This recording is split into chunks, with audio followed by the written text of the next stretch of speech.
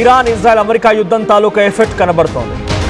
Petrol గురించి జనాలు queue కడుతున్నారు, టెన్షన్ పడుతున్నారు. తెల్లవారుజామున బహుశా జనరల్గా నిజంగానే చదువుకోవడానికి అలారం పెట్టుకున్న వాళ్ళు ఉన్నారు, ఉద్యోగాలు వెళ్ళడానికి అలారం పెట్టుకున్న వాళ్ళు ఉన్నారు. కానీ పెట్రోల్ బంకు వెళ్ళడానికి అలారం పెట్టుకుని మరి వెళ్తున్నారు ప్రజలంతా. అంటే ఎంతటి స్థాయిలో పెట్రోల్ బంకుల దగ్గర క్యూ ఉందో అర్థమవుతోంది. ఉదయాన్నే తెల్లవారుజాము 4 గంటల నుంచి మొదలైన క్యూ ఇంకా ఏమాత్రం తగ్గడం లేదు. చాలామంది ఉదయం నుంచి ఇంకా బార్లు తీరు అక్కడ వెయిట్ చేస్తున్నారు. చాలా బంకులో నో స్టాక్ బోర్డులు కనిపిస్తూ ఉన్నాయి. వాటర్ క్యాన్లు, డ్రమ్ములు, ఫిల్టర్లు ఏది దొరికితే అది ప్రతి దాంట్లో కూడా వాళ్ళు పెట్రోల్, డీజిల్ ఫిల్ చేసుకొని వెళ్తున్నారు. అయితే కొన్ని చోట్ల జిల్లాల్లో 50 రూపాయలకు మించి పెట్రోల్ ఇవ్వడం లేదు. సో బంక్ వాళ్ళతో కస్టమర్లు గొడవ పెట్టుకుంటున్నారు.